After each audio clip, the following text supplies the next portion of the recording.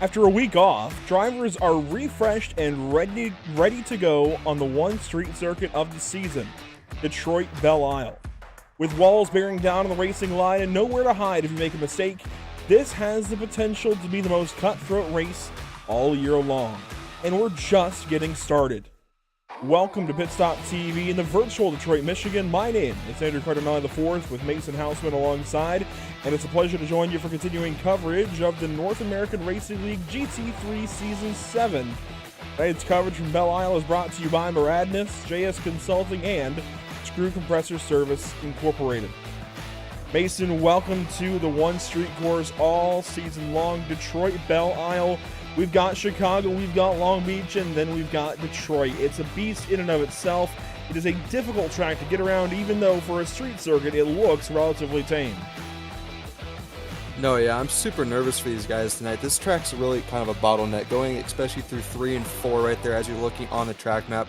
If there's one incident there, it could cause a mass chaotic wreck. And then going into 5 there, that left-hander right there, that could cause a lot of mayhem. There's a lot of corners here that you don't think that can go all the way through, but it's going to happen tonight. I'm calling it. It's going to happen. We had Calamity Corner in a Rockingham race last night. That was turn 2. Tonight, turn 2 could be Calamity Corner just the same. And really anywhere on this racetrack can be later on in the day. This can be a chaotic place to race. It tends to be a chaotic place to race. Lap 1 is going to be chaotic. It's going to be absolute mayhem. It usually is. The hope is that it's a little bit less crazy than in seasons past. Let's take a look at point standings coming into the evening. We've only got about 18 seconds left here in practice. Ken Copeland sits on top by 2 points over David Schwartz, 5 over Bruce De Carvalho, and 10 over Thomas Rayleigh. From there, things spread out, including new to Division 1, Nathan Medina. He sits in 5th, bumped up from Division 2 into Division 1. It's going to be interesting to see how he meshes with the new class. So far in practice, well, it doesn't look like he's even here tonight. So we'll see if he's able to get back on the racetrack soon, but not here at Detroit. Now, these will change a little bit. You see Scott Reister all the way down in 12th. He should bump back up after the drop week is enabled. This is still without the one drop week that we'll see this season. So take this all with a grain of salt. Down to Division 2, Mason, this is how things look.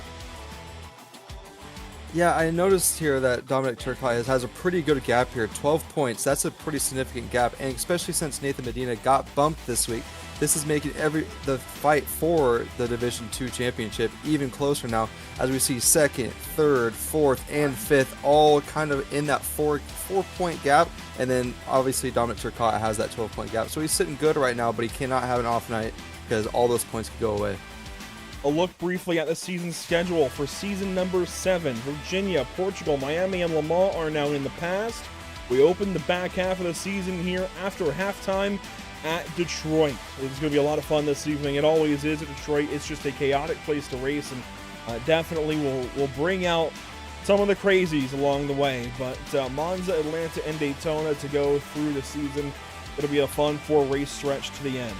Qualifying is beginning. Let's take a look at weather conditions briefly. 66.3 degrees in the air, clear skies, 81-degree track temp. A beautiful day to go racing. Let's get down on the racetrack, and let's jump in with Ignacio Castagnin. Actually, find somebody maybe who's getting closer to the beginning of their first lap.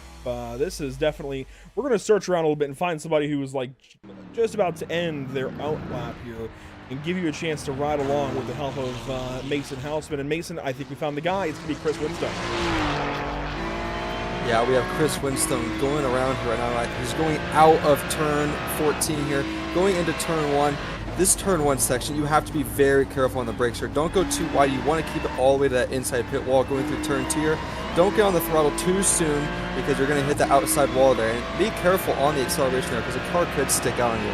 And then as we're going in this long straight here, kind of get your brain going to turn 3 here. This is what I'm talking about, this bottleneck corner. Don't go too wide here. That outside right there, you can lose that rear end there. Going into turn 4 right here, another one of those corners where it could be a bottleneck. Turn 5. I feel like this corner is going to cause a lot of people to get wheel damage. The outside wall is a killer. And then going into turn 6, be careful here. Do not want to touch those right sides, but you want to be as close as you can in order to gain time there. Still following Winstone, this long backstretch, a chance to stretch your legs. Yeah, it's kind of a way to recoup your brain. And then going into 7 here, another one of those corners. There's a lot of corners here where you could destroy your car. And then going into 8, this is a really fast section for this car. It wants to get a little loose there. And then coming into 9 here, this is a corner you want to go about half throttle, but he's taking it. It's nice and smooth, coming out of it out of 11. And then you have your straightaway going into it, but still you want to be careful here into turn 12. You don't want to go too wide here because you can hit those left sides on this wall right here, but he takes it very nice. Turn 13, smooth all the way home to turn 14 and the start-finish line. That's a lap around Detroit Belle Isle with Chris Winstone and Mason Houseman. Winstone's lap will go up on record. Third quick of 3 so far. Times are flowing in. Now bumping down a little bit further down the order, but faster than Christian Gritzko. And so far, Winstone is fastest in Division 2. We'll see how long that holds up as Scott Reister goes to the top in his Acura. Missed Le Mans a couple of weeks ago, had a business meeting, couldn't make it, and ended up having to forfeit all those points a couple of weeks ago, Mason. This is a good way to get back up on the horse and go potentially pole position here at Detroit. No, yeah, we missed him last week, but this is a good way. This is a good way to show you have some speed here this week because you got to gain all those points back. As you said, I don't know, did he take his drop week yet? Well, that will count as his drop week. It's okay. Automatically, counted once we hit a certain number of races. Yes, I didn't know if he took it yet, but he's taking these corners really smooth. I like it right now. That car looks very planted, very smooth. I've been watching him throughout this lap, and I like the way this car looks right now. A very quick-looking Acura NSX for Scott Reister through turn 7, over the curbing there, turn number 8.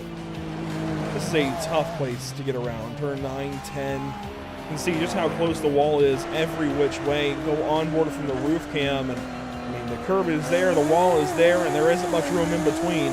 But for Scott Reister, he is looking quick. So far, fastest of them all over Scott Kimbrough by about a tenth of a second. There's Kimbrough, almost the exact same spot on the racetrack. Those teammates went out together, it looks like. Eduardo Pecorini now top of the board, though, in car 47. Also in an Acura. Here's Scott Reister to the line. He goes faster, but not faster than Pecorini. He will stay second. Now bumps to third with Ignacio Castagnini in the Lamborghini. Yeah, you saw him touch the wall there out of 2. This is going to be an invalid lap, and we're going to go on here to Thorsten Ulrich. That McLaren's been looking fast through this last couple of weekends. Can he put this car on pole as he's sitting P3 as of right now? Real close to the outside wall there on approach to turn 3, but it looks okay. Tags the grass on exit. And we'll see what this McLaren driver has got in store. He's using every bit of the racetrack on entry and exit. He is using all there is to give, and boy, he's getting close. He is definitely, he's on a ripper here. He is going for pole. No, this is definitely the pole lap right here if he was to do it, especially since Ignacio does not have another lap. But I wanted to say that this track is basically a sports car Monaco. All these road courses here, you've got to get so close to the wall in order to actually put a fast lap down. And Thorsten Ulrich is showing you what you have to do to go faster on this track. Because if you're not doing exactly what he's doing, you're not going to have any pace around here. Just how close he gets, tags the curbing there out to the wall. That was a little bit slow through turn 12. But he has a chance to get it back through 13 and 14. Rather, that was 11. Now here's 12, then 13 and 14. Let's see if he can go faster. Ulrich looking to beat a 127.762 to best his own time, but it's a 127.411 for pole, and that's not going to do it. Ulrich is quicker, but not nearly quick enough. Down in Division 2, Joshua Lyon currently fastest of the bunch. He's faster than Andy Ray Miller by about 7/100th of a second. Dominic Turcotte sits in third in class, and here's Lyon to the line. That's going to be no faster for Joshua Lyon. Dominic Turcotte, he's already run through his laps. So who else is there in Division 2? Well, realistically, Lucas Finko looks to be about it as far as drivers yet to turn a lap time that could go for pole, and Finko is just now through turn 8. He's got a chance. He'll finish this lap here in a moment, but he's a little ways down the order to bump up and grab pole. Yeah, he definitely is, but I like Joshua Lyon here right now. I didn't even notice him, and he's sitting 17th in points right now in Division 2. This could be a killer result for him if he finishes where he starts. We do also have Mitch Buenaventura on the racetrack in his Porsche 911, and there have been some concerns around the Porsche program coming into this week. Some drivers running the Porsche not finding pace, so we'll see what Mitch is able to squeeze out of this number 14. Ooh, might have grabbed the wall there. That might invalidate the whole lap. He's on lap 3, and so far, no laps have counted, meaning he's tagged the wall somewhere each of his first 2 laps to get this run going. Let's see if lap 3 can count. It was close, but he's driving this thing like it didn't even matter. So if it did hit, he could be just putting practice laps down, but he's driving this thing like it is a quality lap. Miguel Colon jumps up to P7 overall. Here's Mitch Buenaventura, though, to the line in Division 2, looking for something, but it's going to be awfully slow. A 2-minute. That must have been an outlap or something, and that's not going to count for Mitch Buenaventura. He will start from just about the rear of this 36-car field. A couple of cars left on the racetrack. Jose DeLeo is one of them. A new paint scheme for Jose. How about that? I like it. Looks sharp. I like that red and blue contrast on it. Looks good for the Ford. Definitely some trading paint magic going on there for DeLeo, but here we go to the line. It's going to be faster than his previous lap time. A 128.614. That's going to bump him up to 5th in class, 22nd overall. And he's got one more lap to go. He might have just enough time for another lap here. It's going to be close, but you're going to see a lot of these guys tonight trying to put everything they can on this qualifying lap, as we see, or as we can see, that Ignacio Castillo is a prover of that. Put everything down on the track, but this is going to be a kind of a hard track to pass that. It's very tight. You got to work the wheel. You got to be really close to another car in order to make those moves. So I think we might see a little blink there, as we might see a lot of these guys start touching in order to move around each other. Riding on board with Jose DeLeo, Thorsten Ulrich chiming in over on YouTube saying he was getting the absolute maximum out of that Macca, and unfortunately, it's going to be no dice for Jose DeLeo. He will bring his run to an end and tow to the pit lane, meaning qualifying is effectively over. The only drivers left to turn laps either have exhausted all of their attempts or are not in the car. Those would be Joshua Benjamin and Timothy Patterson, that are not in the car currently but have not used all their laps. Austin Tiller is on the racetrack running some extra laps, and Austin in a a Ford. I don't know why I got McLaren from. I was, I guess, mixing Mustang in there, but that's a weird looking McLaren. Yeah, that is. I give you that. But Austin running a Mustang. I don't recall him running a Mustang the previous rounds, but I'm not going to doubt that he's in the right car, as he's got some really nice purple chrome rims, and that is officially the end of this qualifying session. We'll take a look at what's upcoming here at Pit Stop TV with this graphic on screen. Next up, it's got the wrong track logo, ignore that. It's the Flood Relief 227. We're headed out to none other than Kentucky Speedway on Saturday, April the 19th. Check in for that here very soon. A lot of it is TBD. We're going to be about 8 Eastern, but keep in touch with us here on Pit Stop TV for when that race launches officially. You'll find the posts about it on Facebook and Twitch and everything, or Twitter and everything, such like that.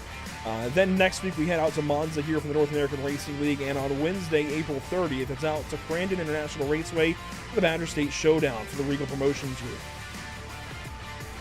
With all that in mind, let's take a look at what's happening now. The Lucky Performance starting grid ready to roll here from Detroit, Belle Isle, the whole group of them on the front stretch ready to go, or it looks like that's into turn 7. So a truncated pace lap to get these guys going, but let's take a look at that Lucky Performance starting grid with Ignacio Castagnin back on pole just like round 1 at VIR. Let's see if he hangs on a little bit better this time and is able to get past a screen freeze or two. Eduardo Pecorini will start from second. Starting third, it's Thorsten Ulrich. And fourth, how about Scott Reister, reigning champion in that one car. Starting fifth, it's Scott Kimbrough. Sixth, you'll find Adam Brockway. In seventh, you'll find Miguel Colon. And down in eighth, it's David Schwartz ahead of Bobby Flack and Thomas Rayleigh, the full top 10 here at Detroit. And just outside of your top 10, in 11th, you have Ricardo Delgado. In 12th, Paulo Godai.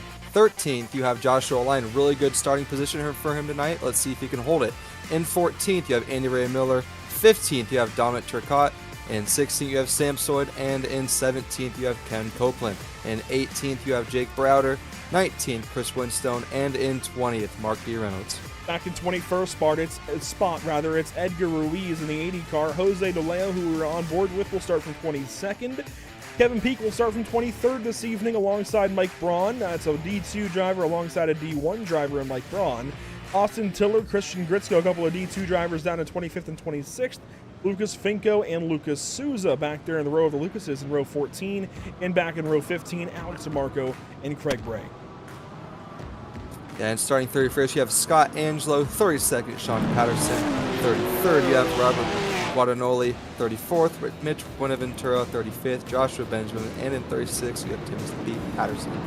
A quick look at your Whiplash SimCam's race details here. It's a 60-minute practice and 10-minute qualification. Those have concluded. Now we have a 60-minute sprint race about to begin with fixed setups, 55% fuel load, 15x incident limit, and then 5x for every penalty thereafter. Should we get into that, I think we'll see some drivers hit that incident limit tonight. It's just the nature of the beast with these close walls, close quarters racing. That's just how it goes. That said, we're going to turn the music down and turn the engines up and get ready to go racing here in the 5th round of 8 this season. Already around to the restart zone. Green flag here at Detroit.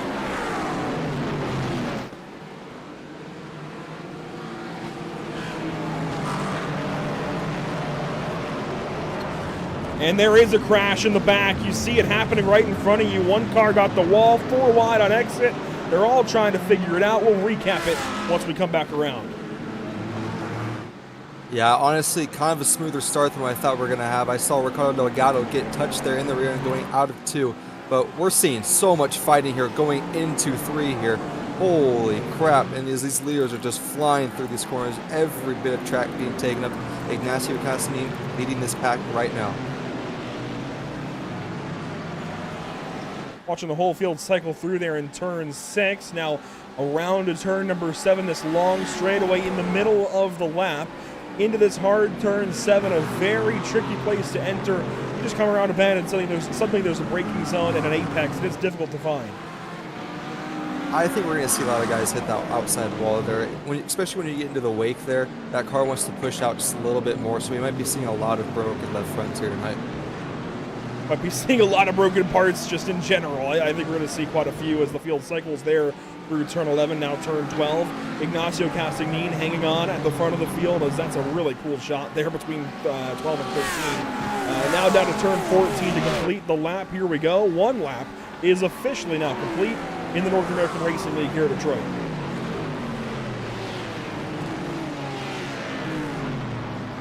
We'll let the field cycle through for this first time as Andy Ray Miller is down to the pit lane. I suspect that something about lap 1, turn 2 involved the 33. I'm pretty sure it was a 33 in Ricardo Delgado, if I'm not mistaken. Well, let's go back and take a replay and see what happened coming to the green flag. So this is going to be a little bit prior. You see Andy Ray Miller, you see Ricardo Delgado just ahead in that red, white, and blue Chevrolet Corvette. Watch from the blimp and see what happens here. Andy Ray Miller, a white and purple Porsche. Start finish line now. Was out of frame for a second. Into turn 2 here, just dove up and into Ricardo Delgado and spun that red, white, and blue Corvette around. They got through it relatively easily, though. I'm going to be honest. That had all the makings of a lap 1 pileup, and they didn't make it that. I thought it was going to be a whole bottleneck situation there, and we saw Andy Ray Miller go into the pits. That's because he got a black flag for that situation. I mean, look at that. 2 cars broadside. Dominic Turcotte slaps the wall. That could have been so much worse. Props to everybody in the field for getting up on the binders and checking up, because that really could have been terrible. We got to look at this one more time. I'm just so impressed. It just shows you the level of drivers we have here. You know, if this was a normal official race, we wouldn't have seen this. It would have been a pileup. So this just shows you the level that this league has for drivers. And I'll be honest, in seasons past, I don't think that ends up being a non-issue. I think that's going to be a track blocker. Seasons past, I think that would have been a catastrophic end to many races, but everybody's able to get through that and continue on. This driver base has definitely elevated in recent seasons, because again, we've seen crashes like that here at Detroit in this series, and they've gone more poorly than that. So Props to everybody. That was really nice to see on lap 1. Even though there was an incident, everybody got through it okay. If this was IndyCar, those cars would have been flipping and flying everywhere. That is a valid observation, I'd say. There's the field through turns 10 and 11 and wrapping back around the far end of the circuit. This is just cool to watch these guys around the streets of Detroit. Not a whole lot happening right now in terms of battles. It's a lot of single file racing, and it'll stay that way through the most of the day, I think, as Adam Brockway gets cycled out a little bit and is coming to the pit lane. He's got damage. That big burly Mustang, I think, has found the wall a couple times. Yeah, it looks like a little bit of hard contact to that side there. I wonder, he probably just got a little too antsy on the throttle and just touched that concrete wall, because a lot of these corners here, they are concrete. And concrete's not like safer barrier where it protects that car. It destroys it. I mean, it's really bad on the car. See, he takes a fast repair, but that's yet another bad race for Adam Brockway unfolding here this evening. An Acura sits in second to a Lamborghini sitting first. Then you've got a McLaren in third, another Acura in fourth, another Acura in fifth. The Acuras, they have had a rough go in the last couple of races. A lot of them complaining at Homestead and at Le Mans that they didn't have the top end that other cars had, and they were topping out a little bit too early, especially at Le Mans last time out a couple of weeks ago. This is a nice return back to where that car can really thrive, I think. And we talk about it all season long, the differences between cars and what car is faster here versus there. And Scott, I think, is going to change it, because I don't think he's too happy with it this season. But I love that these guys are locked in to a car choice all season long, because it brings up this conversation so much more than usual. The Acura, not great at Le Mans, it topped out. But here at Detroit, it's got the gearing to get up through the corners. It's a fantastic car here at this circuit. So from one race to the next, a car can be in the back of the pack to right in the front. I love that about this series. I wish it would stay that way, but I think Scott Reiser's going to be changing things up. I know he was a little bit frustrated with how things went at Le Mans. Yeah, it brings a whole new element. It kind of brings more of a real-life element into it, where you can't just change a car unless you're hot seating a car. And it brings the level of the competition to just a whole another point of where you have to be on point every week. We've seen that this Acura is really fast on the acceleration side of things. Le Mans, really tough track for him. Maybe getting out of the corner, it was good, but as soon as they got to the mid-back of those straightaways, all the other cars just flew by him. But this Acura is looking really fast tonight, but I don't know. That Lamborghini is looking oh so fast right now. That Lambo is out to the races. Ignacio Castagnin already up to a 2-second race lead right now. That number 21 is looking very, very good. This is exactly what we saw from him at VIR to open the season until that screen freeze about midway through the race. So this is a return to excellence for the number 21 machine, and see all that field in the background. That's a really cool shot down Strand Drive. But this is an interesting race that's unfolding. It's not all that exciting right now. A lot of single file driving. These guys are just getting to grips with the circuit. The excitement was lap 1. There is a slight battle back here at Paulo Godai, chasing down Bobby Flack there in a couple of Acuras. They are chasing Thomas Rayleigh as well, who's in that beige Porsche. I say beige, it's really just brown. I try to avoid calling cars brown. It's a little bit, I don't know, it's brown cars. I don't know. You don't see many of them. But beige doesn't really fit, does it? I don't really know what to call. I almost called it peach. That does not look peach. No, it's like cardboard. Yeah, it's a peach brown. There we go. We'll call it that. Peach brown. Peach brown. That's a new one for me. And you see I think what they were going for was kind of a bronze metallic look. A couple of cars back, Paulo Godai, he's got that going on. You see that in the sun. It glints so nicely. That's beautiful. Yeah, that's a really good looking number 93. Up front, things are starting to tighten up for second. The Ride Sim Sport, number 55 of Thorsten Ulrich, is on the back end of Eduardo Pecorini. And we've not seen much of Eduardo this season, but when he has been here, such as last round at Le Mans, the 47 has been sensational. A lot of fun to watch. And he's looking good again here this evening. Thorsten Ulrich on his back end, though. This could be a fun little fight for second. Yeah, he's driving super smooth right now, but you got to be careful of those walls. I saw him tap the wall there in the middle of 8 and 9. And it kills those cars. I mean, the progression of the damage. You don't want to keep hitting the wall because all of a sudden, just out of nowhere, it's just the car will just break. And I don't know why it has it set like that, but it kind of brings a realistic element into the game. As big contact there for Ulrich. Yeah, Thorsten grabbed the wall there on corner exit of turn number 2. But it looks like the car is okay. Somebody I promised we'd talk about and get to this evening is the 91 of Christian Gritzko.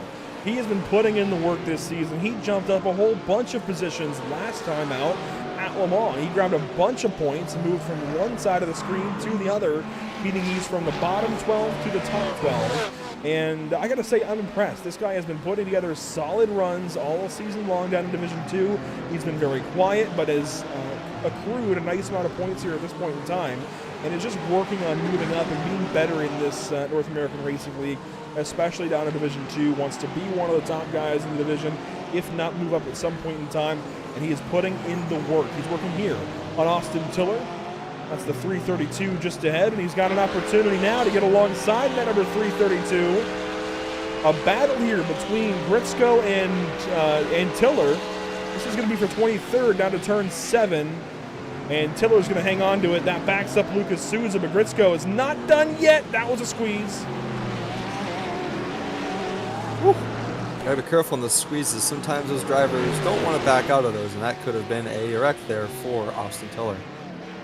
But he's all in his right there. That was his corner. Gets a little loose there. Woof, that Mustang's all over the place. Mustang moving around, the Porsche in Chase, and another Porsche right behind in Lucas Souza. Another Porsche behind him in Mitch Buenaventura. This is down in the middle part of the pack. 23rd, 24th, 25th, and 26th, with Scott Angelo and Lucas Finko close behind. So far, only one car out of the race. That's Craig Bray in the pit lane. He is off track, but not out of the session. And everybody else sits on the lead lap within 46 seconds of the race leader. Yeah, Ignacio's, he's putting in some good lap times right now. His last lap was a 1:27.8.33. That's only 4/10 off of his pole time. That's wicked fast in his GT3 cars. Back up towards the front of the field, we see Beccarini still ahead of Ulrich, Reister, and Kimbrough. Cassignin has taken off to the tune of 2.8 seconds right now. Miguel Colon sits back here in the 6th spot. He is our top Mercedes this evening, just ahead of David Schwartz for that honor. Good to see one of the McLarens. I did it again. Cars that begin with M, they're all just McLarens to me today. I don't know why.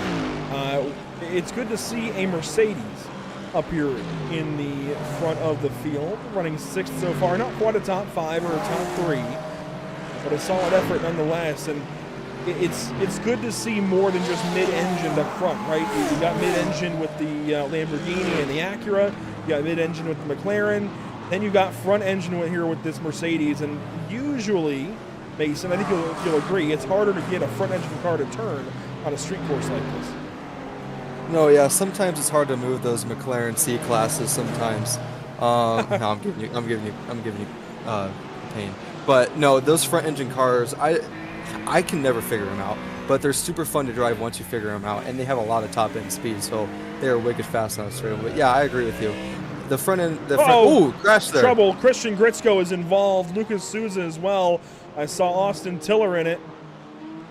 And there goes Joshua Benjamin on by. Trouble in the back of the pack. We were just watching these guys, and unfortunately, they have met their demise. We'll take a look back at what happened here. Gritzko is still following Austin Tiller, and something tells me it's going to start with that 332 Mustang. Yeah, Gritzko gets the wall out of there, too. I wonder if Souza just sends it up the inside here, thinking he has enough room, and just tags Brandon Gritzko. Oh, wow. I stand corrected. We'll look back at it here another time or two. This is watching Tiller in the 332. I'm trying to decide kind of what happened. I think he was just gonna, I think he thought he was gonna miss the corner and got up on the brakes hard in case he did, and stopped, and everybody piled in. I mean, there's nowhere to go. Yeah, I don't know what to say about that one. on board here with Lucas Souza, who was behind Christian Gritzko. And he did make a dive here on Gritzko. He was going to back out, and then they all stacked up, and, I mean, there's nowhere to go. That's racing a line, and coming to a stop is never the way to go. No, you can't. Yeah, especially on a racing surface. And you said racing line. I totally agree with you. Coming up to on a stop on a racing line kind of becomes a hazard at that point. So, learning experiences. I mean, we all learn, but that's a dangerous spot to park a car. Watching here, we've got Scott Angelo on the back end of Lucas Finko, just behind Austin Tiller. Angelo going to go grab the wall on corner exit there at turn number 6. But this is about the closest fight on the racetrack right now. The next closest is Paulo Godai on the back end of Bobby Flack.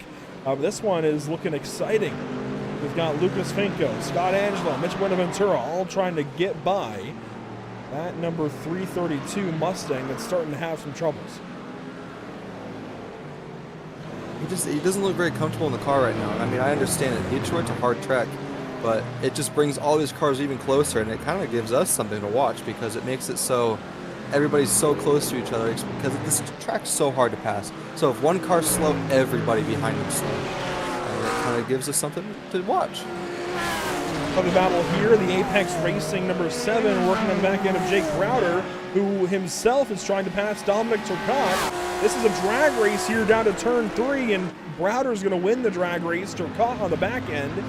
And Turcotte is trying to hang on here. He's just behind Josh Lyon in Division 2 for Division 2 race lead.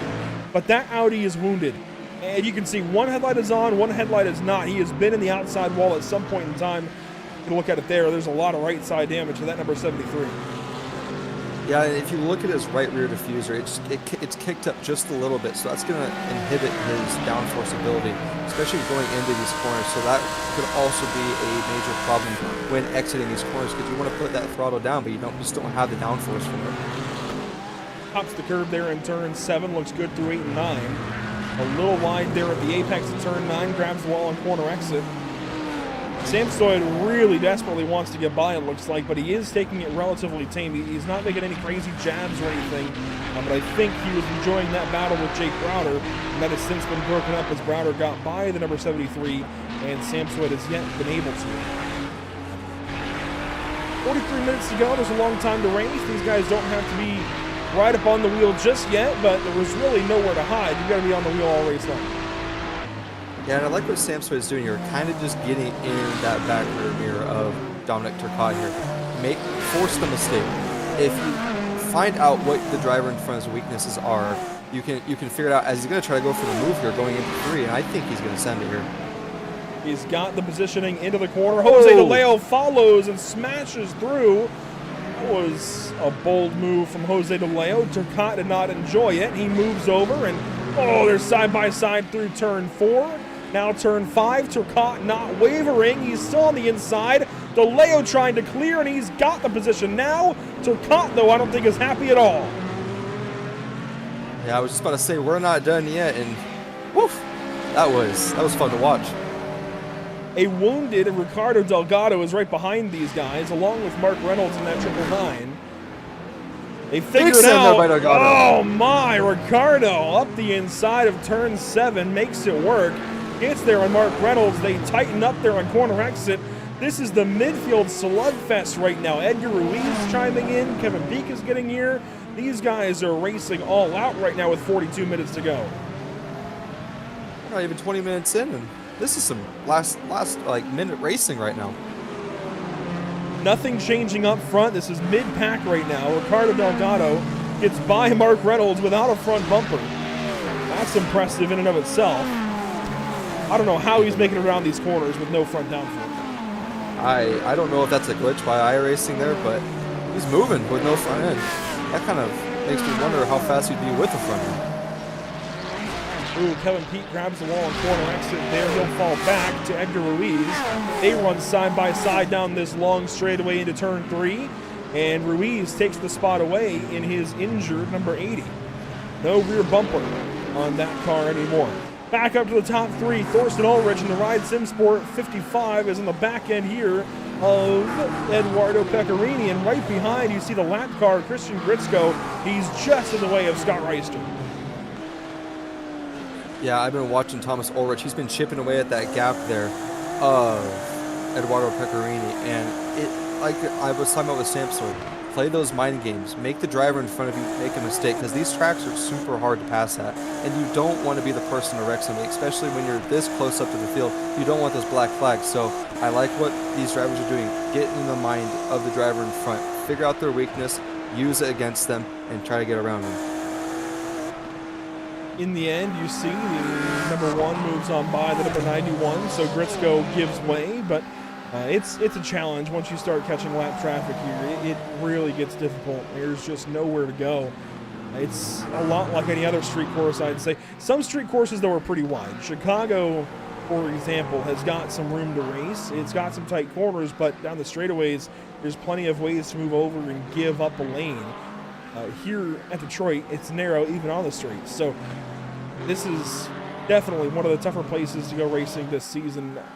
I'm impressed that they have made it work this well, this deep into the race, and we've only had really 2 mishaps.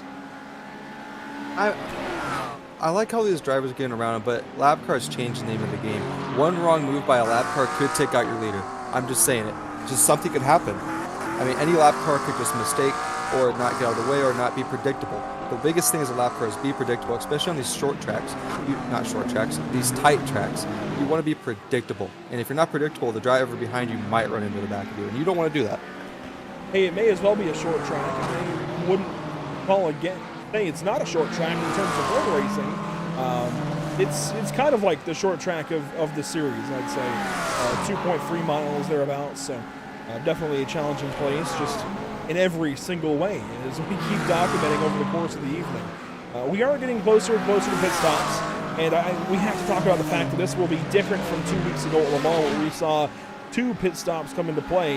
We only expect the 1 here this evening, so back to a bit of normalcy before we get crazy at Monza again next week, and it's back likely to 2, unless a fuel adjustment is made by series admins.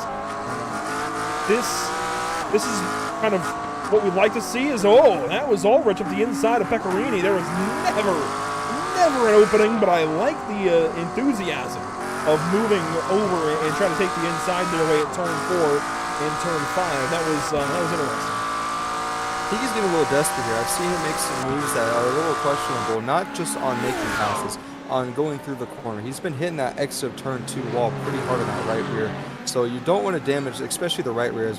Big hit there by Eduardo Pecorini. But I mean, any wall contact on this track is harsh, especially since it's concrete. Concrete affects the car way differently than safer barrier. So you got to be careful on these wall hits here, guys. It's not a tire barrier, it's not a safer barrier, it's concrete pretty much all the way around. There are some tire barriers, but not really in corner exit. You don't see them too often around the circuit, so mostly concrete walls that you've got to contend with and are likely to hit. Pecorini hangs on. Ulrich we go on board with here.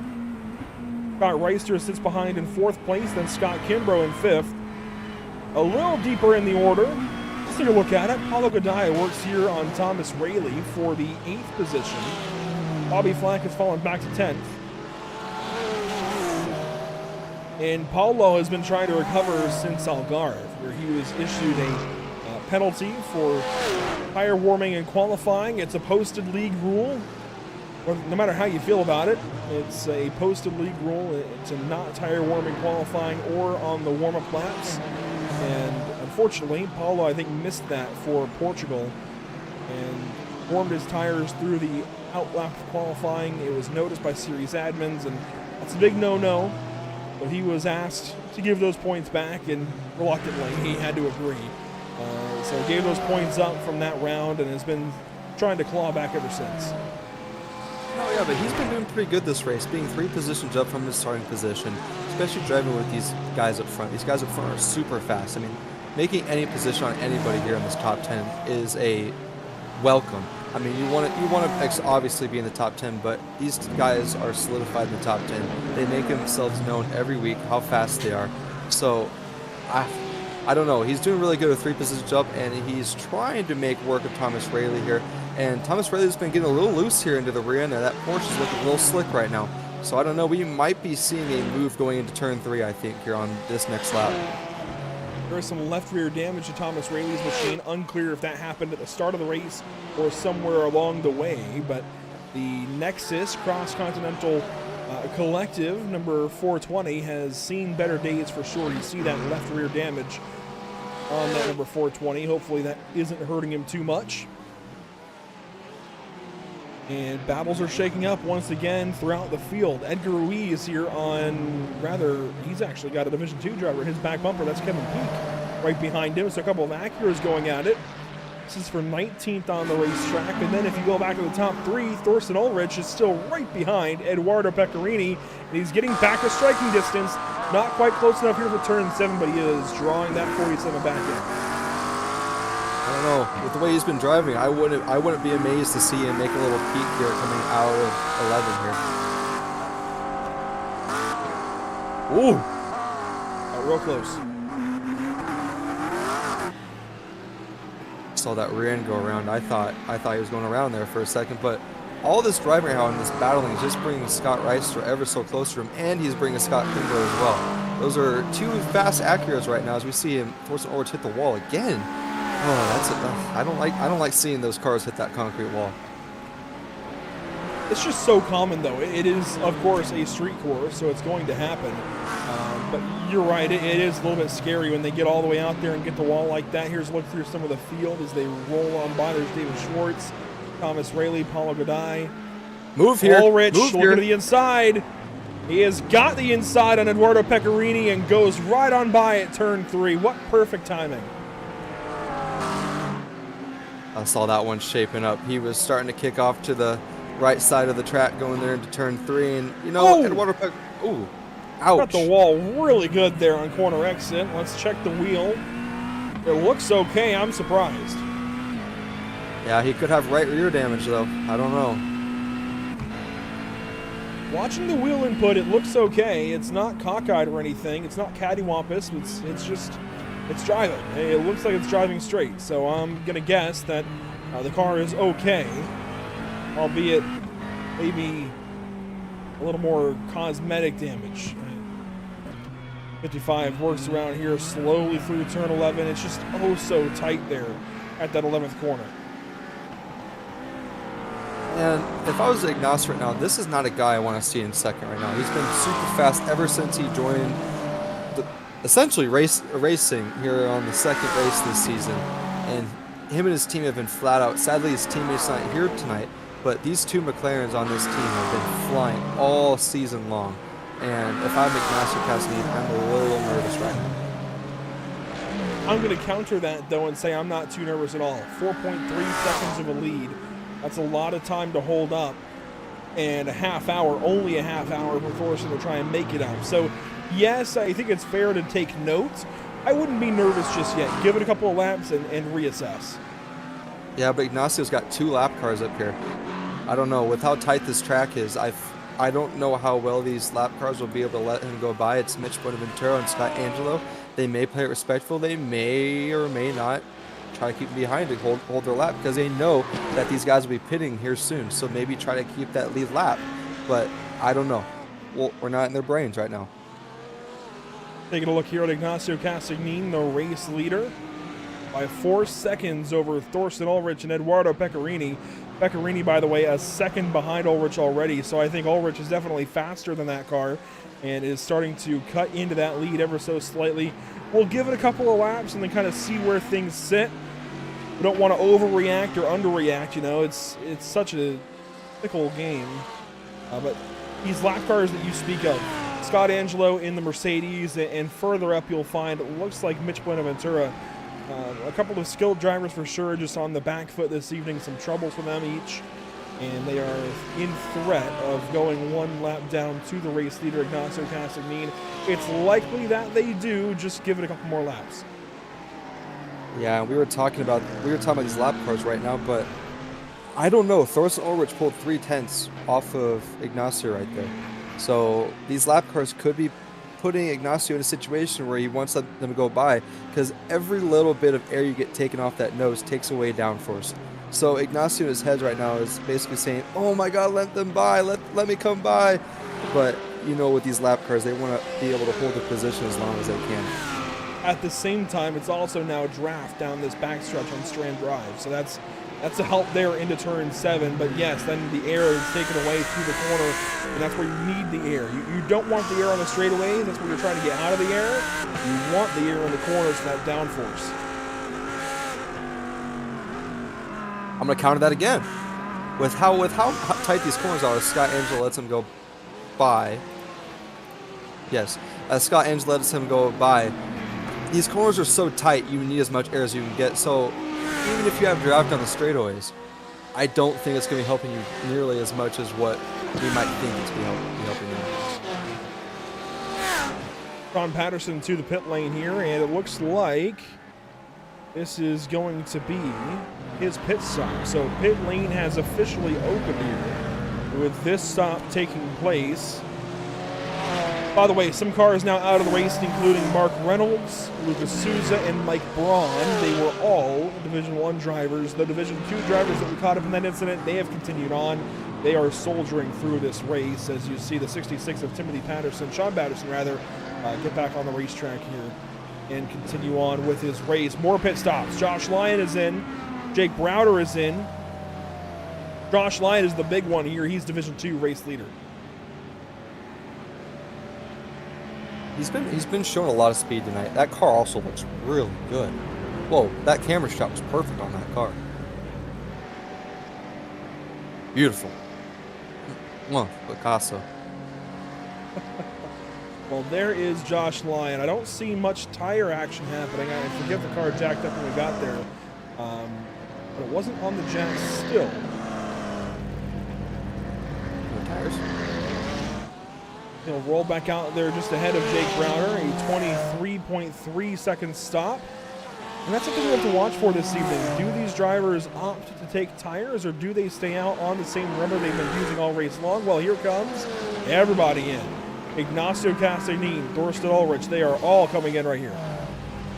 I don't know. I feel like, especially on one of these tracks where it's so tight, I feel like you need to take tires. These tires warm up really quick, but we're going to find out here real quick. Well, track temp really hasn't moved much. It's still about 89 degrees on track. It was around 81, I think, at the start of the race. So it's moved up a little bit with that devilish air temp. But this has been a calm race for some, a crazy race for others. I think I would probably take tires just because you can get them done while fuel takes place. That's what we're seeing here for Pecorini and for Ulrich. Tires as well for Castagnin, but Ulrich wins the race off the pit lane. Wow. Did he short fuel though? Castagnin tried to, a 21.55. Ulrich at an 18.9. That's impressive. Wow. That's something to watch out for. Maybe Ulrich doesn't have enough to make it to the end. Maybe he's going to start saving here. But I don't know. We've seen Ulrich pull off some crazy fuel strategy. That's how he won Le Mans a couple of weeks ago. Some crazy one-stop fuel strategy when everybody else had to take two. So we know if anybody's going to do it, it's likely him, as he takes the race lead away from Ignacio Castagnin here in this 5th round of the season. And we've got to think about our weekly race league, if you will, awards that we hand out. The Lucky Performance, Lucky Break of the Day, and the North American Racing League Driver of the Day, as Kimbrough is going to go an extra lap here. Talk about fuel saving. He is continuing on past the 27th minute. Reister has come in along with Schwartz and Grodai. But back to our awards that we kind of hand out each race. Lucky Performance, Lucky Break of the Day. Haven't really seen one yet. It's been a dry spell for those lately. It's been tough to find them. But I can tell you, for Driver of the Day, it's got to be between Ulrich and Castagnin. I actually have a break of the day. Go for it. I'm going to give it to Ricardo Delgado. That car could have been way more destroyed than what it actually is, and for that car to have absolutely... Does it have a bumper now? Yeah, it does have a bumper took that now. fast repair. I personally think that's my lucky break of the day, because that car could have been way more destroyed than what it actually was, and that car is looking nice and smooth, got that fast fix out there, and is sitting pretty right now in 14th. Ricardo Delgado trying to recover from lap 1 mishaps where he got tagged by Andy Ray Miller and went for a slide. The car looks good now. He's taking a fast fix and is back on the racetrack now in 17th as they run. And Kimbrough will finally pit. I'm interested to see how fast this pit stop will be. He's down to 25 minutes to go, so he's definitely done some fuel saving. Let's see what the time is like here for Kimbrough. Right down to the box, up on the jack, so he's taking tires, which tells me it's going to be around the same time as everybody else. Yeah, Ulrich is just now coming out of 13, going into 14 here. Ulrich should still pass Kimbrough, but Kimbrough was a 17.57. There goes Thorsten right Ulrich. Kimbrough is going to be right with these race leaders. That is impressive. He gained a lot of positions there from that pit stop. From 5th to 2nd. Yeah, that's a lot of saving right now, and now he doesn't have to worry about that fuel. Ignacio's going to try to send that inside. Nothing there. Ignacio Castagnin demoted to position number 3 now. Scott Reister behind him. Eduardo Pecorini from 2nd initially in this race, down now to 5th position. So a swap for Kimbrough and Pecorini. Reister has stayed about where he's been. A swap for Ulrich and Castagnin since the start of the race. Ulrich now leading this race. Castagnin down in 3rd position. This is shaking things up big time, but how are things looking in Division 2? Well, we got a big incident, and look at that. Ricardo Delgado's in it. Samswed is in it. Oh, my. Chris Winstone. This is tragic here. Cars are towing. There's DeLeo. There's Delgado. He's going to tow. This is going to take a lot of breaking down. Commentator Kirsten. I will have to agree. Sorry, Ricardo. Here's Ricardo Delgado right behind Samsoid and Jose DeLeo. Oh, Samsoid just broke free on his own, and they kind of piled in.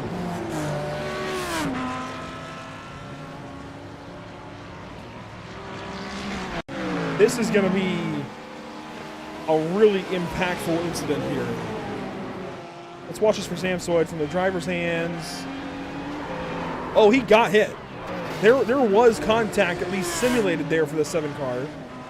So now the question is, we have to watch it back from DeLeo's perspective, right? And see if he actually made contact or if it was netcode. DeLeo did just get a black flag, and he's calling it a night. There was netcode, and admins have got to look at that. There was a lot of netcode there. They would not have made contact if not for it. He's already left tonight. I hope admins take second consideration on that. That's not Jose's fault. There's a lot of unfortunate events that just went on right there, too.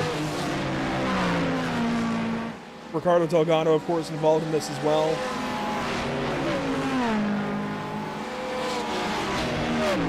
Well, Andrew, they're dropping like flies now. And this is all right behind Josh Lyon, who was getting held up in all of this, and that kind of sent the 7 out to the right side of the racetrack. There's Ricardo Delgado getting into Samsoid. And then Chris Winstone comes in here as Samsoid tries to get going here. Watch Winstone just miss and then clip Ricardo Delgado, but the damage kind of glitches back. Oh my gosh, that still could have been so much worse. So many more cars could have been involved there. Yeah, and who lost? Who had the iRacing fix itself? That was Chris Winstone. We're on board with him now. We're gonna watch that from his perspective. Maybe that's a lucky break of the day. Maybe I'm not gonna say it. Actually, I'll say at the end of the race. No, I'll agree. I'll say it. Okay, well then you commentator Kirsten. I'll take responsibility here. He weaves on through this, and he's lucky that it isn't worse. The damage fixes itself, and the car looks pristine still. So he got lucky. That was, hey, that fits it pretty well. Lucky. It does fit. Lucky performance, lucky break of the day. So that's going to go. I think that's going to belong certainly to Chris Winstone today. That is pretty bonkers, as they say these days.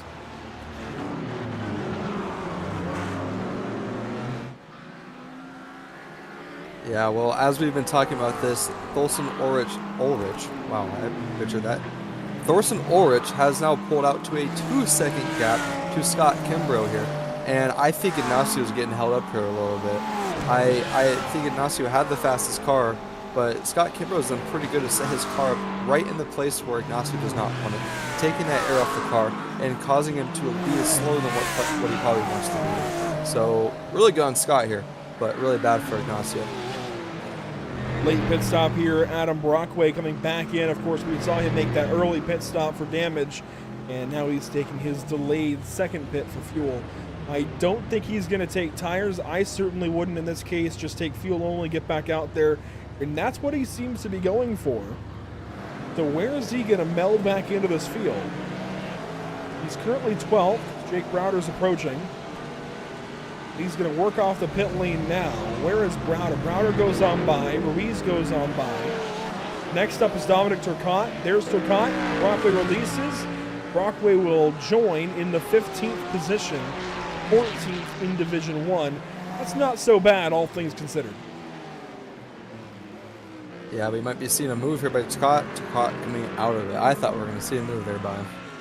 Being that lone Audi out there. And Dominic Turcotte, man, points leader coming into today. We'll see if that holds.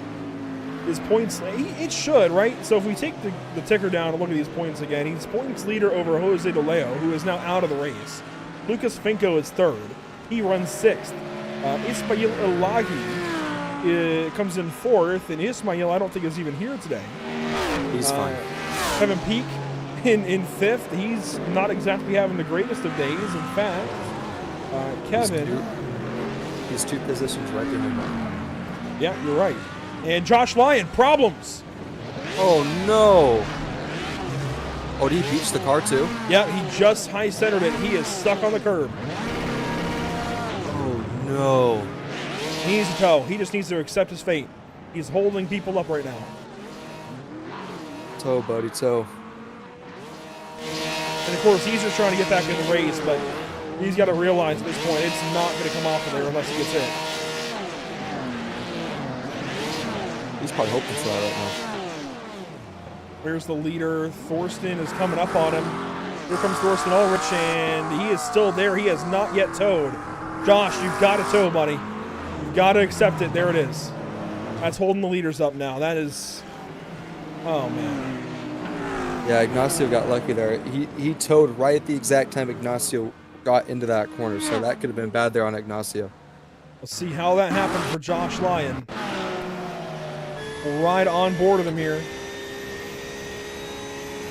Driver out of California comes up on a slower Porsche. I believe is Sean Patterson. Patterson just slow at the apex, and Lyon slides around. Ends up parking it right here. Initially, Turcotte goes by, backs it up. After he gets stuck on the curb. Yeah, I would have thrown it in the first gear, throw that clutch in, and just spun the car around in the grass. Would have been a lot easier than going out into the racing surface. Let's watch this one more time. This is from the TV cameras. That was Jake Browder going by Sean Patterson. And this is actually Timothy Patterson. Nothing Timothy did wrong. He was just kind of minding his own business, and Josh got into him and went for a spin. I think Josh did wrong either. Just part of it. I don't know. Coming out into the racing surface, that could have been dangerous there if there was another car coming behind Turcotte. I give you that. That was a pretty precarious spot to be in. Look at all these cars trying to get by. There's Austin Tiller, Lucas Finco, more.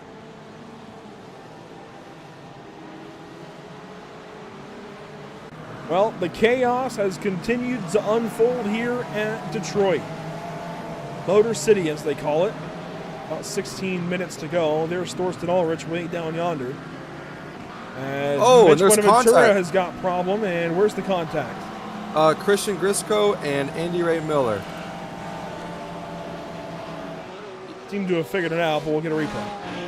Yeah, they going into turn one there, they were in each other. I'll just say that. Here it is, Andy Ray Miller up the inside. And I don't think Gritsko was ready for that. I noticed there was contact prior to turn 14 where it looked like Andy Ray Miller got into the back end of Christian Grista. I don't know exactly what that came from, but we're about to find out. On board with Andy Ray Miller. From Maxwell Sim Racing, on board with car 33. Was there contact before turn 1? Oh, Gritzko got way sideways. There's the contact there. Miller then is thinking, all right, I can make a pass. Where can I do it? Turn 1 looks good. Looks to the inside here. He's never alongside. Sends it up anyways, and that's going to be a second incident, I think, for Andy Ray Miller. He was not there. Yeah, that was taking it a little too far there, but you know, you go for the space, but you got to understand when to really back out of it there. But he was already too committed to back out of it as hard as he could. Back towards the front, Scott Reister, Eduardo Pecorini. This is for 4th place. Pecorini down in 5th. There has not been much change throughout the field, but what this has done is put all of Division 1 on top of all of Division 2. Dominic Turcotte leads Division 1 now. Chris Winstone is 4 seconds back. And this is all because Josh Lyon had that mistake with Timothy Patterson. Dominic Turcotte has taken this lead as a result and has not looked back. He's got a 5-second lead nearly on Chris Winstone. And this could be a first-time win. And for a lone Audi driver out there with nobody to actually communicate with on like how a car handles on these tracks, this car looks dialed right now. You can definitely tell he's put the work in. I mean, yes, the lead did get handed to him, but he's been fast this entire night. Don't take that away from him at all. Yeah, you know, anytime a lucky situation like that happens, and this maybe is a contender for Lucky Performance, Lucky Break of the Day, I have to remind myself, he had to put himself in that position to get lucky. So he had to be there to take advantage of the opportunity, and that's what he's doing here. So yes, as you say, the lead was kind of handed to him. But he had to be there. He had to be second place. He had to be separated from the rest. He had to be in that position, and he had to do everything right to be in that spot, to take advantage of that opportunity. He has done that, and now moves ahead of the Division 2 field by 5.2 seconds, back to Chris Winstone, Kevin Peak, Austin Tiller, and more. And he looks good. You know what, you Andrew? mentioned it. He seems to have a handle on that car. You know what, Andrew? He is my Division 2 driver today. Let's do it. Let's get it out of the way here. So that is a nomination then for NARL Driver of the Day. Let's take a look. We can do. You know what, while we have this conversation, let's bring up the position gain part on the ticker and look at who's moved around. So 2 spots up for Ulrich, 3 for Kimbrough, down 2 for Cassidy and Pecorini, down 1 for Reister, who's lost that 4th spot to Pecorini, so on and so forth, as Turcotte is right where he started this race. If we're looking at positions gained, I would be looking more towards Ken Copeland, Jake Browder, Edgar Ruiz. Those seem like the guys who have gained the most positions tonight. But they're all Division 1 drivers, so you could take your Division 1 driver if you want. It's going to have to be Thorsten Ulrich, I think. Nobody has been quite as good as him. He was great in that opening stint, got himself in position to take the lead away through the pit stop. It's hard to argue with that kind of dominance from Thorsten Ulrich. Well, I'm going to go with the guy right behind him, Scott Kimbrough. I think that pit strategy to pit just a little bit later with how he was in the first cycle of running on these tires, I think that gives my nomination for driver of the day, especially now that he is well within, I guess striking distance, but we're not going to say striking distance. We all know how Thorsten Ulrich drives. It's fast. Well, Kimbrough not far back. It's a 0.7 of a second difference between these two right now, and I don't know, that Team Empire machine could still win this race if things fall his way. Looking down in Division 2, I want to say Chris Winstone, and I'm going to give a big shout out to Chris Winstone here. He definitely deserves a nomination, but I'm going to do something I don't usually do, and I'm going to take somebody based on positions gained in Division 2, and that's going to be Scott Angelo. He has driven through the chaos and the calamity. He started Down in 31st spot of 36 cars, he runs in 19th. He's up 11 spots. And that, in my opinion, is deserving of a Driver of the Day nomination. Well, Scott Angelo is going to get my nod here today in Division 2. We'll see how the vote goes from there. The vote is going live. Yeah, we did. The vote is going live over on YouTube, where you can vote for today's NARL Driver of the Day. This vote in every broadcast is brought to you by the North American Racing League, but doubly so here in the North American Racing League. Yeah, I don't know. Kimbrough is getting closer. It's within a second now. It's 5/10 as we see a good battle here. Oh, that was Paulo Ganai getting a little free there out of turn 13. He is trying to chase down Thomas Rayleigh, and he was, for all intents and purposes, there on that 420 machine for just a moment. Falls back now through 1 and 2, but he's still looking pretty good. You mentioned Scott Kimbrough being on the back end of Thorsten Ulrich. They are in heavy lap traffic trying to pass Sean Patterson. And there is a lot of opportunities up the road for Kimbrough to draw in on that 55 car. Yeah, he's going to gain a little bit here, especially after Ulrich hit the lap car right there. He slowed down there just a little bit. You're going to see these guys stretch out a little bit on the straightaways. That's because these corners are so tight that these straightaways look like behemoths to these guys. Inside of 10 minutes to go now. Thorsten continues to lead in that number 55. He's got lap traffic ahead, though. So if we bring up this little graphic here on the bottom right and just tab through drivers that are ahead of these guys, as one car gets the wall, that was Andy Ray Miller, just ahead of Ignacio Castagnin. It looks like it's settled out. So the cars ahead that Thorsten has got to go through. Timothy Patterson in the 69, and then Joshua Benjamin in the 78, then Lucas Finko in the 007, Alex DeMarco in the 2, and then at that point you get to Scott Angelo even in the 68. And really, I don't know if the leaders get quite that far. That's a little ways up the road in 9 minutes. But that's what these guys are contending with. And for Scott Kimbrough, there's only about 2 good opportunities left. Is spinning is Pecorini. Oh, no. Out of 2? Out of turn 2, I told you, Calamity Corner. Did he get loose or did he get hit? This is a log jam of drivers. Watch this. From Pecorini's on board here, following Josh Lyon. Remember, Lyon was leading this race in Division 2 and then had that spin behind one of the Pattersons. Oh, Andy Ray Miller moved over. Pecorini got into him, and then Lyon went up and spun on his own. We're hit by Lyon there. And Andy Ray Miller came back over, and that's how Pecorini spun. So I think Pecorini is going to want Andy Ray Miller's number after this race. Watch this. A little bit of contact there. Pecorini just misses Josh Lyon. The meet in the middle there on corner exit. Well, first I think he needs the custodians because I bet his pants are brown. Yeah, that's a fair assessment. One contact there, and then you see a Joshua Lyon spin out and almost collect you there. And then, yeah, then it went all downhill there. Josh Lyon is taking it back to the pit lane as Scott Kimbrough is now 1.2 seconds back of Thorsten Ulrich. That gap has widened quite a bit. Here's the onboard of Kimbrough as he works to chase down Ulrich. I think those lap cars might have been helping Kimbrough there just a little bit. I think so as well. But Kimbrough is good. I just don't know that he's got race-winning pace right now. I mean, one wrong move from Ulrich, you could see Kimbrough make the pass for the lead. All it takes is that one wall contact, right? But it's rare. I mean, not wall contact. This race, Ulrich has been all over that wall. But for Ulrich to make a big mistake, that's rare. Here's an onboard view with Paulo Ganai as he chases Thomas Rayleigh in the 420.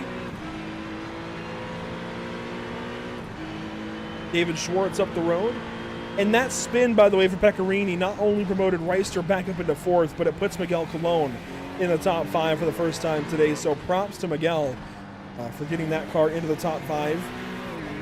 Again, being in the right place to take advantage of a mistake up the road. And moves into the 5th position, and you know, it's a stat you want to have at the end of the day. I think a top 5, really, you can't be upset with that. Not at all, but these two, they've been racing hard for, what, 40 minutes now? Almost 40 minutes. We took a little break for them from Paulo Godai and Thomas Rayleigh, but I don't know. I think if we can see Rayleigh mess up here out of 2, and we see, I don't know, no. I was about to say we might see a move here into 3, but I think Godai might be a little far for that. He'd have to be really careful. Ooh, oh, I thought we were going 3 wide there. There's Paulo looking to the inside, pulls back in behind Thomas Rayleigh. Thought about it for a moment. Playing in his mirrors. Making himself known. Playing with his brain. Talking about that all night long. There they go through turn 6 and back onto that long backstretch of Strand Drive. You see the traffic ahead for these guys, and David Schwartz is included in that. It'll be a fun little fight here for 7th, 8th, and 9th before this race is done. 5 minutes to go. Dominic Turcotte leads down in Division 2. He's got a 5.8-second lead over the car in the distance. That's Chris Winstone. It sounds like we might be talking to Chris Winstone at the end of the day, as long as he hangs on to that 2nd place. Oh my gosh, I almost jinxed him. We need to stop talking like that. I guess so. That was a hairy moment for sure for the 37 car. Remember, he's today's lucky break of the day, I'd say, brought to you by Lucky Performance. I would agree. Ultimately, he ended up missing that crash, even though he kind of made contact with Ricardo Delgado. He got through it, continued on with no damage. And for that reason, he is today's recipient of the Lucky Performance lucky break of the day with 4 minutes to go. Whoa, lap car is getting loose in front of your leader here in Ulrich.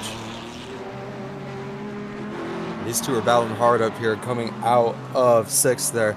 I thought we were about to see car go around and mess up your leader. Notice the left front damage on Ulrich's machine as he goes by Joshua Benjamin. Ulrich has been in the wall somewhere a little harder than the rest, and it has scuffed up the left side of that car.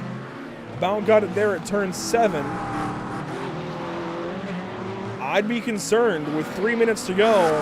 You got to be off these walls. You've got a 1.7-second lead. Back it down a little bit. Save your stuff. And be safe getting by Lucas Finko here to the end. I don't think he's listening to us. He needs to. Once you scuff the side up, you're kind of... you can only hit the wall so many times. And you've got a little protection while the car is pristine. He's already scuffed the left side up. The car is no longer pristine. He's getting very nearly close to damaging this car if he makes wall contact on the left side or even the right. Here soon enough. There's a little bit of contact there at turn 2. I mean, he's maximizing the circuit. You just got to be careful. 3 minutes to go. Don't throw it away now. Yeah, I've been talking about that progressive damage. I mean, you see a lot of times with cup cars around Bristol. You ride that high side, you tap that wall, you keep tapping that wall, and then all of a sudden you tap it just a little bit too hard, and all of a sudden your toe link's gone. So you got to be careful with these tires. He's hitting that right side. You'd think he's trying to catch up to Scott Kimbrough. 1.7-second gap right now. 2.5 minutes to go as they work down the backstretch here. Kimbrough gets by Finko. The next car to go a lap down would be Alex DeMarco. And then Scott Angelo. John Patterson turned around. He'll continue on. A lot of damage on that front end. A lot. And there's these two are still battling. They just will not get away from each other. Thomas cannot shake Paulo. This could be my battle of the day, honestly. That'd be a good award, and it would belong to these two.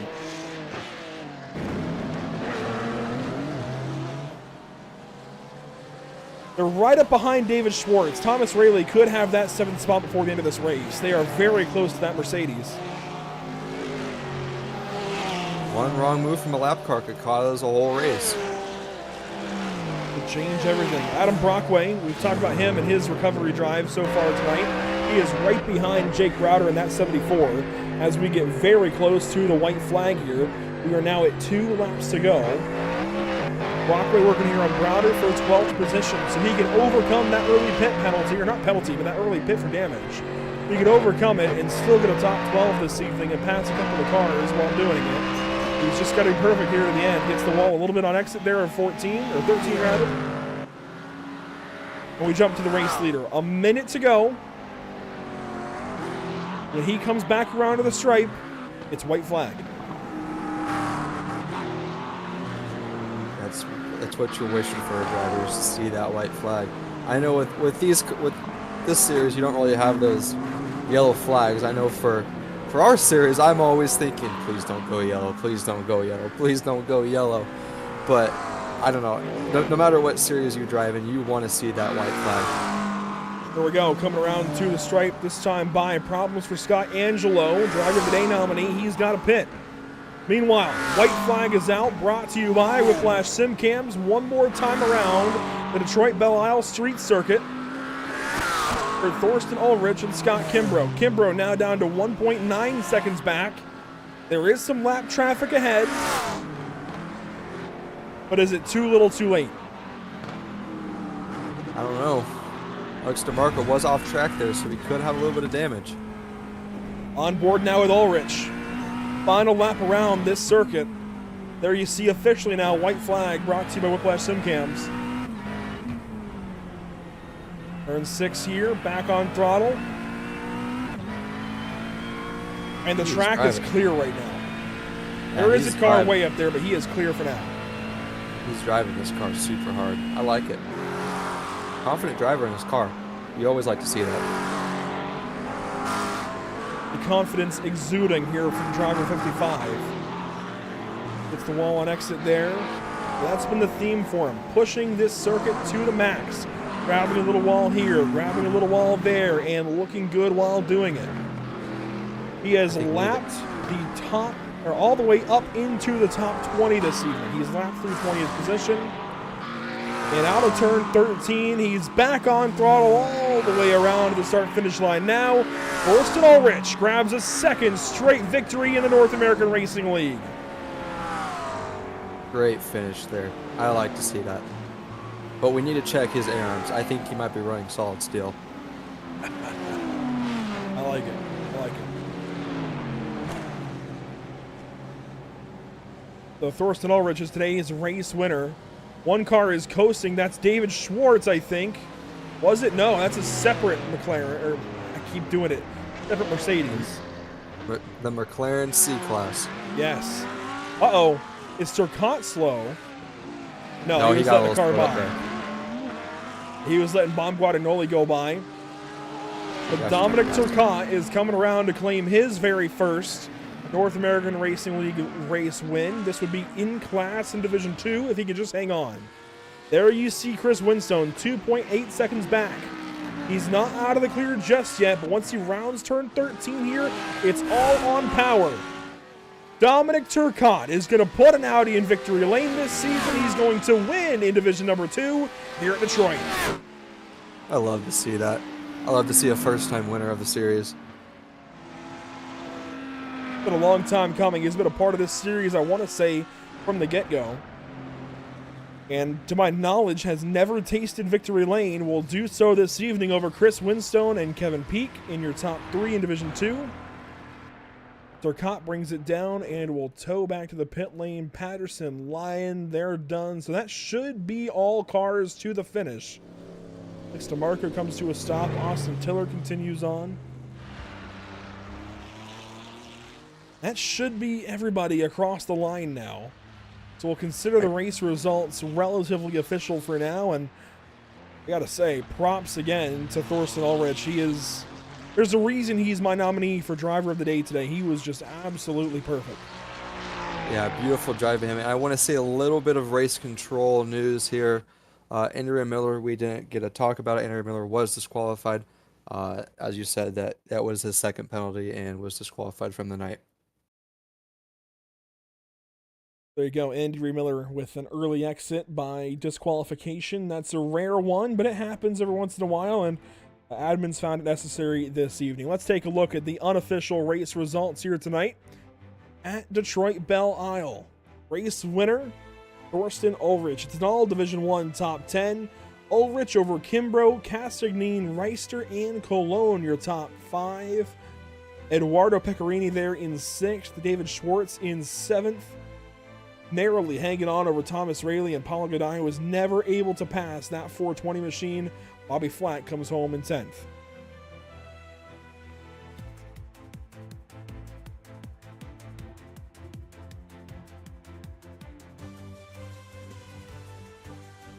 Down in 11th, you'll find Ken Copeland, Adam Brockway 12th, Jake Browder 13th, Edgar Ruiz completes your Division 1 field that was still running at the end, all within a minute of one another.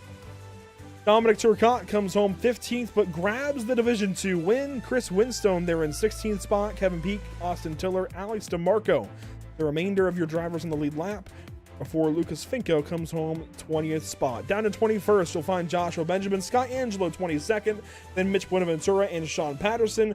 Bob Guadagnoli 2 laps down, Timothy Patterson 6 laps down. Some early exits for these guys, Josh Lyon included, as well as Christian Gritzko 12 laps down in 28th spot. Ricardo Delgado and Samsoid swept up in that incident out of turn 2.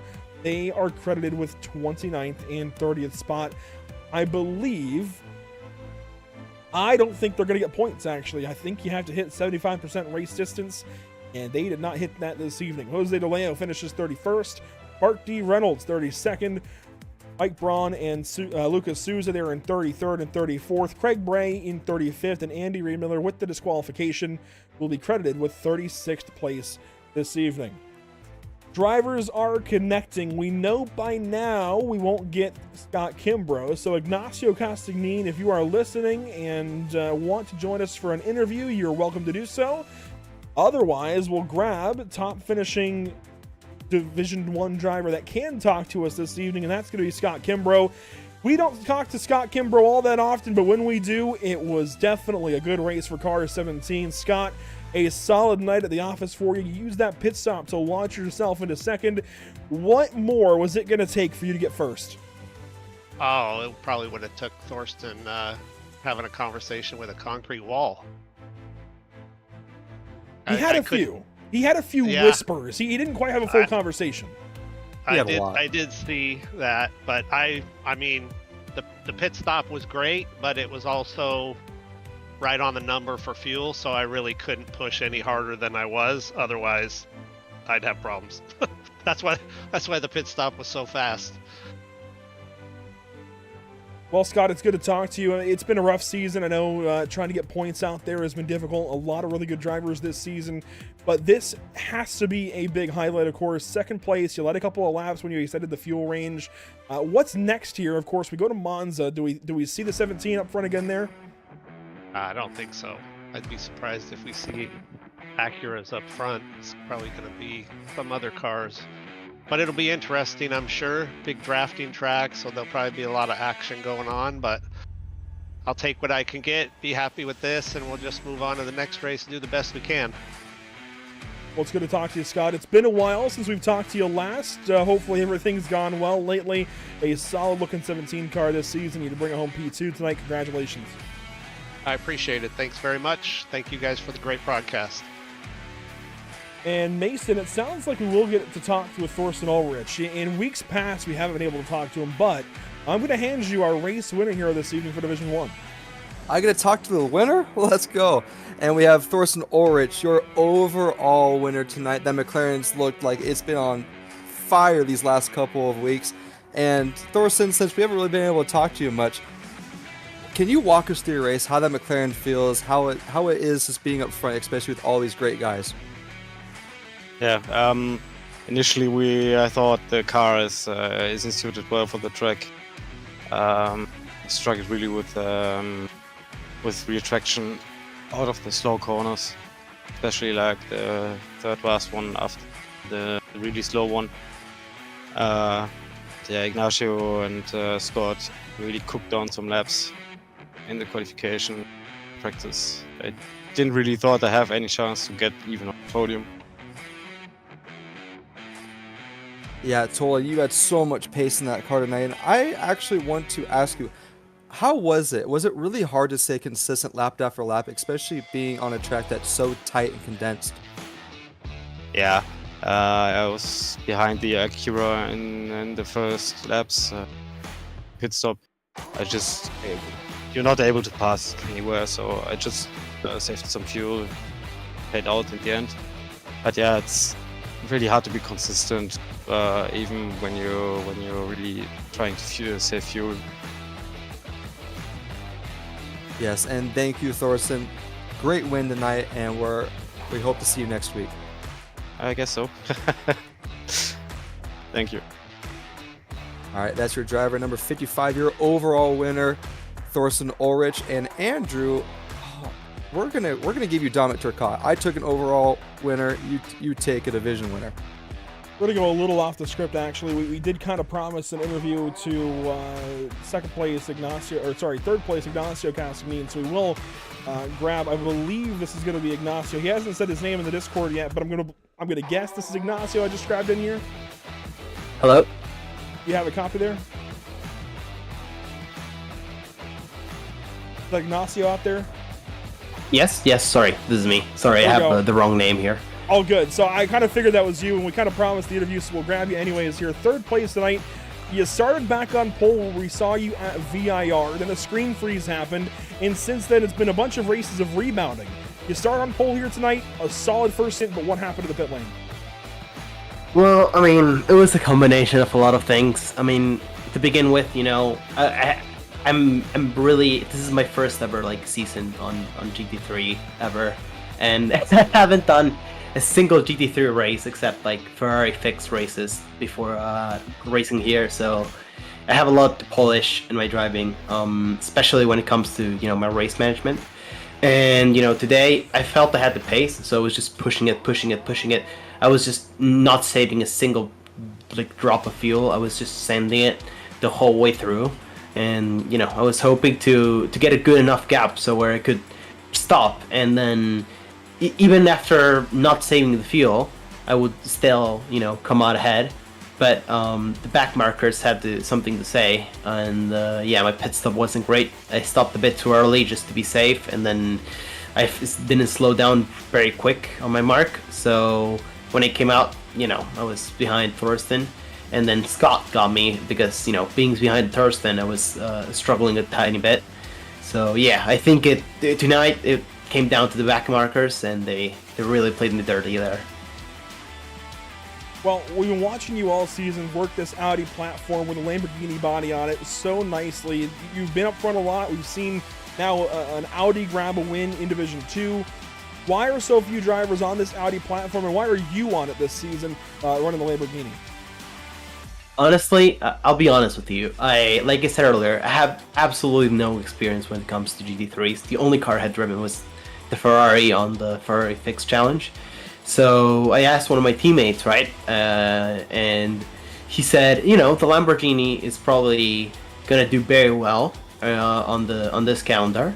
So, you know, I had high hopes, and I felt very comfortable with the car. I mean, at least compared to the Ferrari, I feel a lot more comfortable with the driving style needed. I think it fits me a lot more than other cars from what I've seen, of course.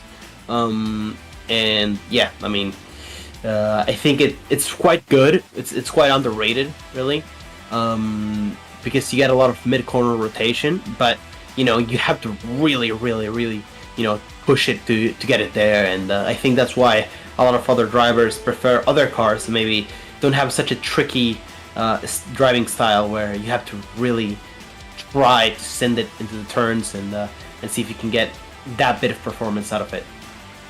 Well, Ignacio, it's good to talk to you for the first time this season. Congratulations on a season well done so far, and a third place here tonight. Hopefully we're talking to you again soon. Best of luck out there. Yeah, thank you, Andrew. And I'll be seeing you guys soon, hopefully. That's the hope. That's Ignacio Casagnin, third place this evening. And next up, we're going to move you on down here to the other race winner this evening. Mason, 2 race winners in one night. It's Dominic Turcotte. I've been super lucky tonight, and Dominic Turcotte, your Division 2 winner, your first ever win, I think we are pretty sure, in this series, correct? I think so. Well, Yeah. take me through that feeling. How does it feel to win your first ever actual division win here in this series?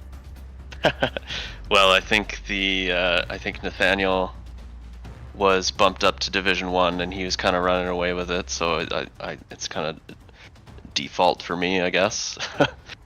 But yeah, it feels pretty good. I mean, it's always nice to win.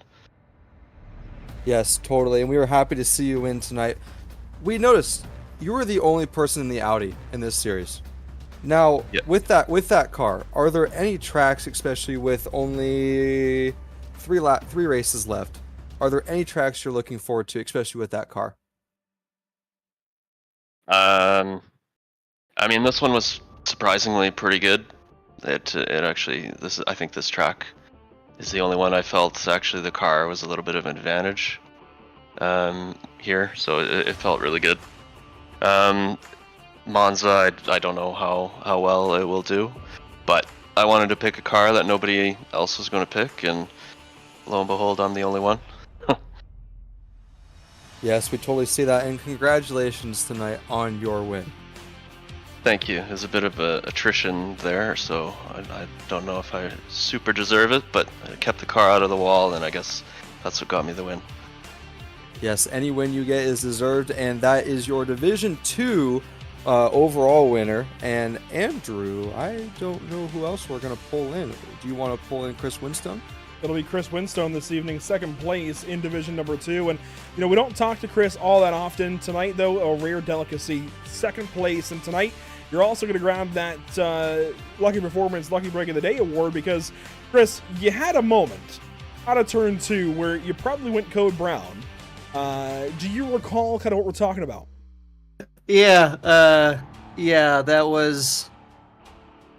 Oh, but I thought for sure that was it. I don't know how I didn't spin avoiding the second one. I got a 0x, I think, scraping the side of the last car there, but yeah, lucky is one way to put it for sure.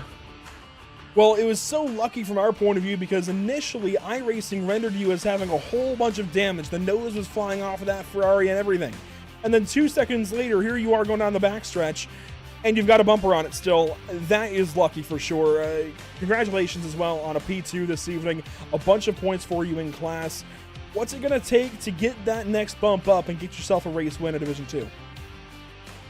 Oh man, honestly, I'm just kind of at the point where I'm just trying to minimize my own mistakes. I mean, I was talking to the other guys in the waiting room. I don't really know what's going on around me until I watch the broadcast afterwards. So I think just the pace is there. I just need to make sure I minimize my own mistakes, and I think that'll get it. Just keep the practice going and keep it pointed in the right direction.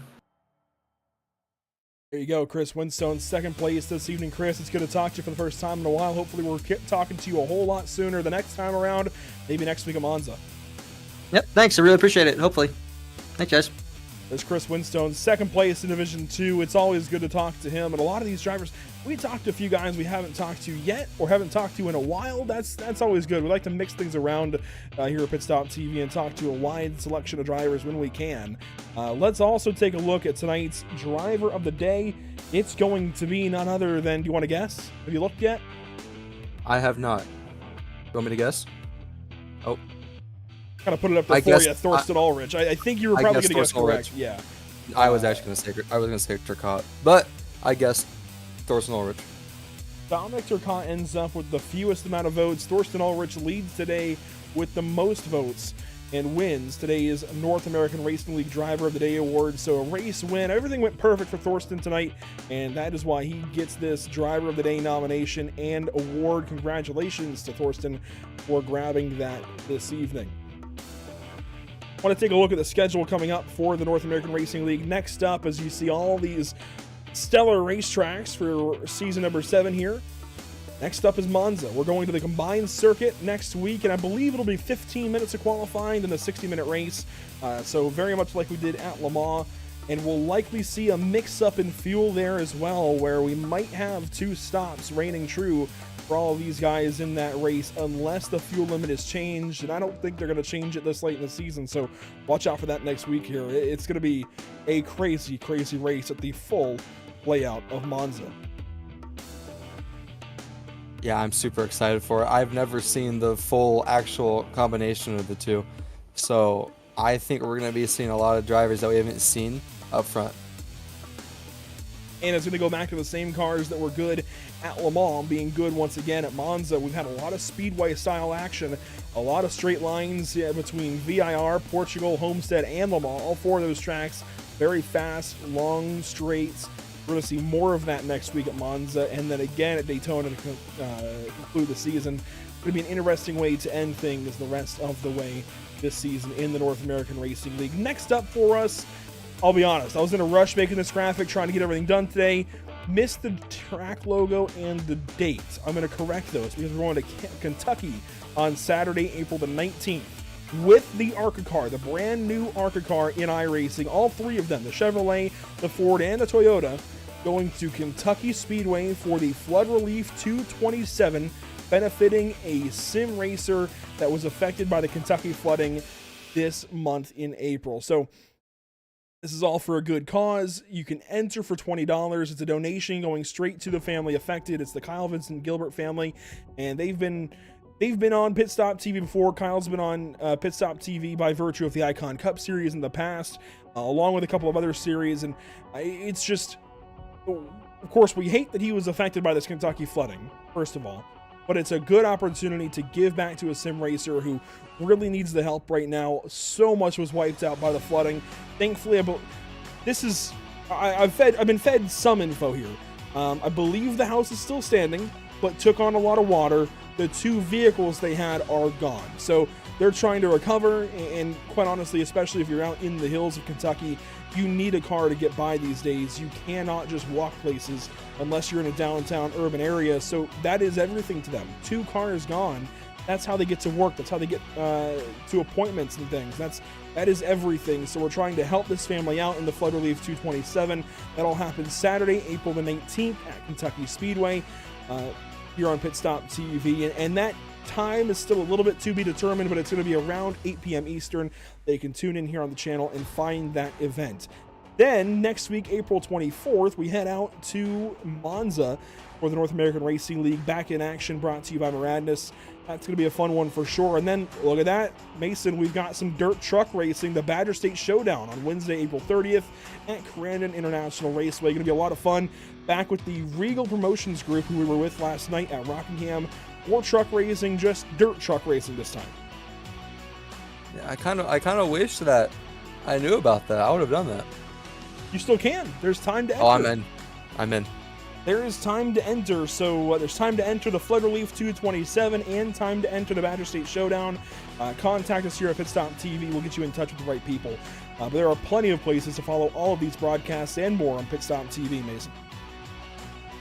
Yes, make sure to look us up at www.pitstoptv.com, Facebook at pitstoptv, Instagram at pit_stop_tv, TikTok at pitstoptv1, don't forget that one, and at Twitch you have pit_stop_tv, YouTube at pitstoptv1, don't forget that one again, and at X at pitstoptv_. Make sure you go give us a like on everything, and please give us a follow or subscribe. That'll do it this evening for us here from the virtual Detroit Belle Isle. It's been a lot of fun, but all good things must come to a close at some point in time. And a good race here this evening comes to a close tonight with Thorsten Ulrich out front. Mason, thanks again for being here. It's been a pleasure as always, and that'll do it for us. Thanks for watching. Oh, and actually, before we go, a big thank you to all partners with the North American Racing League, Maradness, JS Consulting, and Screw Compressor Service Incorporated, and those here at Pit Stop TV, Whiplash SimCams, ATVO, CC's Business, Cody Williams Design, Lucky Performance, and the North American Racing League, helping us out with each and every broadcast along the way. That now will do it for us this evening from Detroit. Thanks for watching, and we'll see you all next time here at Pit Stop TV.